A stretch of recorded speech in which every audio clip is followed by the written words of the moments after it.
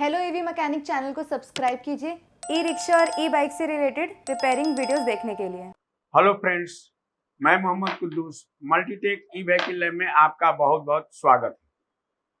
दोस्तों, आज हमारे पास ई बाइक के बहुत सारे कंट्रोलर हैं। तो इन कंट्रोलों में से सबसे जो ज़्यादा प्रॉब्लम आता है मॉसफेट का और मेन कंट्रोलर आईसी यानी एमसीयू या कंट्रोलर आईसी खराब हो जाती है।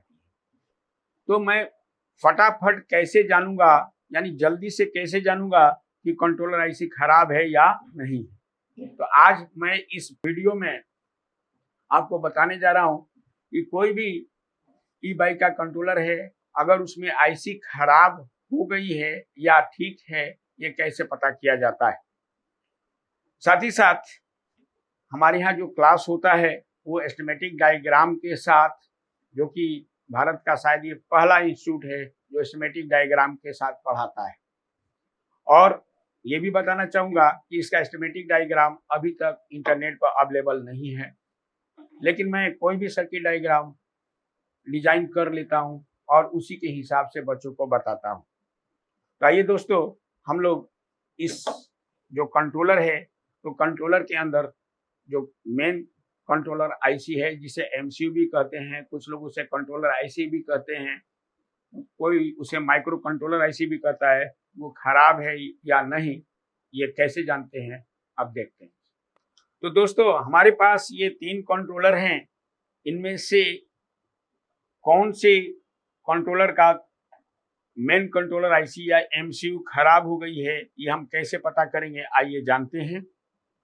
तो सबसे बेस्ट तरीका है और फास्ट तरीका है कि आप जो इस कंट्रोलर में लगा हुआ जो रेगुलेटर आईसी होता है, जैसे कि आप ये देख रहे हैं, जिसका नंबर है 78L05।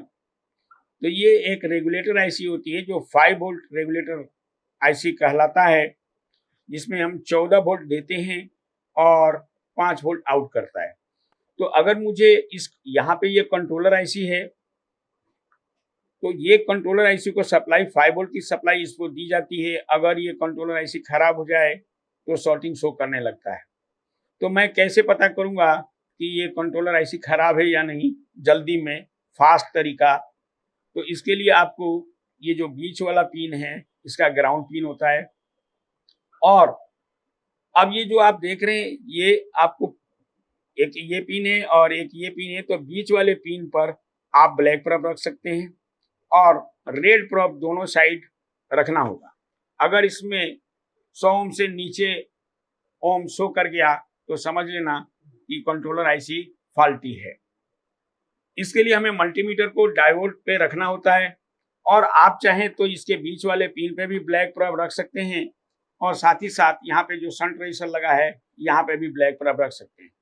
क्यों? क्योंकि ये दोनों एक साथ जुड़े होते हैं। जैसे कि मैं अभी बजर पे दिखा रहा हूँ, ये जुड़ा है या नहीं, ये देखिए बजर शो कर रहा है। तो आप यहाँ पर भी रख सकते हैं, क्योंकि यहाँ पे जगह कम है, इसलिए मैं यहीं पर ब्लैक प्रोब रख रहा हूँ, यानी बैटरी के माइनस टर्मिनल है। अब इसके दोनों सिरों पे हमें बारी बारी से डायोड के रेंज पे सेलेक्ट करके चेक करना होगा। अगर 100 ओम से नीचे आया तो ये आईसी खराब है। देखते हैं इसमें ऐसा होता है या नहीं। देखिए दोस्तों, यहाँ पे आपको जो ओम आ रहा है वो लगभग 400 के आसपास। ये रेड प्रोब को हम यहाँ रख देते हैं सही से कनेक्ट करने के लिए।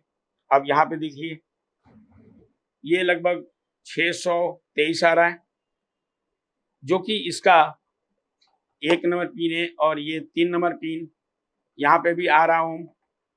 इसका मतलब है ये आईसी शॉर्ट नहीं है, यानी हम ये कह सकते हैं कि कंट्रोलर आईसी भी शॉर्ट नहीं है और ये 78L05 भी शॉर्ट नहीं।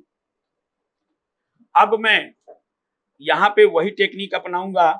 तो यहाँ पर भी 78L05 आपको देखना होगा कि 78L05 देखिए ये यहाँ पे लगा हुआ है, यहाँ पे। तो इसको भी हम चेक करेंगे। हो सकता है कि 78L05 आपको दूसरे तरीके का भी लगा मिले, जैसे कि आप इसमें देख रहे हैं। तो यहाँ पर अगर आप देखिए तो ये अलग डिजाइन का बना हुआ ट्रांजिस्टर जैसा यहाँ पे।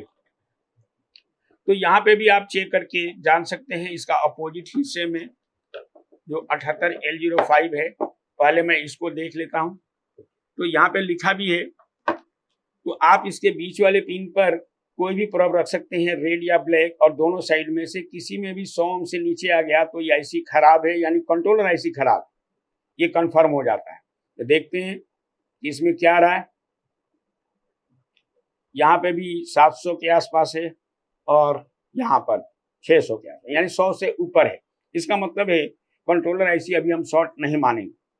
अब आ जाते हैं ये तीसरे वाले पर, जो कि आपको बताया था कि यहाँ पर एक 78L05 यूज किया गया है। तो इस पे हमें क्या करना है, ब्लैक प्रोब या रेड प्रोब बीच वाले पिन पे रखिए, या आप यहाँ भी रख सकते हैं। तो आपको आसान के लिए मैं यहीं पे रख देता हूँ, बीच वाला पिन 2 नंबर पिन पर। अब मैं बारी बारी से चेक कर रहा हूँ। अब इसका ओम आपको देखना है कि कितना आ रहा है। यहाँ से अच्छी तरह से जोड़ने में दिक्कत आ रही है क्योंकि जगह काफी कम है, फिर भी मैं जोड़ने की कोशिश कर रहा हूँ। देखिए अब जुड़ गया है।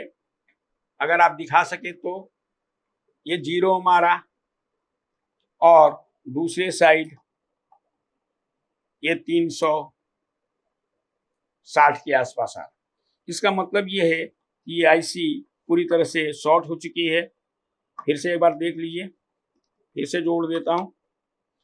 ये देखिए ये 0 आ रहा है। 0 का मतलब है 100 से नीचे आ गया। इसका मतलब है कि ये कंट्रोलर आईसी जो कि इसके अंदर लगी हुई है, यहाँ पर ये आईसी शॉर्ट हो चुकी है।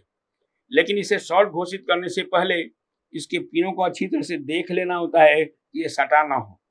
तो ये अभी तो आप देख रहे हैं कि रेपर इस पे लगा हुआ था, हमने हटाया है और नीट एंड क्लीन है, इसलिए हम क्लियर कह सकते हैं कि ये कंट्रोलर आईसी, ये जो कंट्रोलर आईसी शॉर्ट हो गई है, जो कि 78L05 के पिन नंबर 2 और 1 के बीच शॉर्ट शो कर रहा।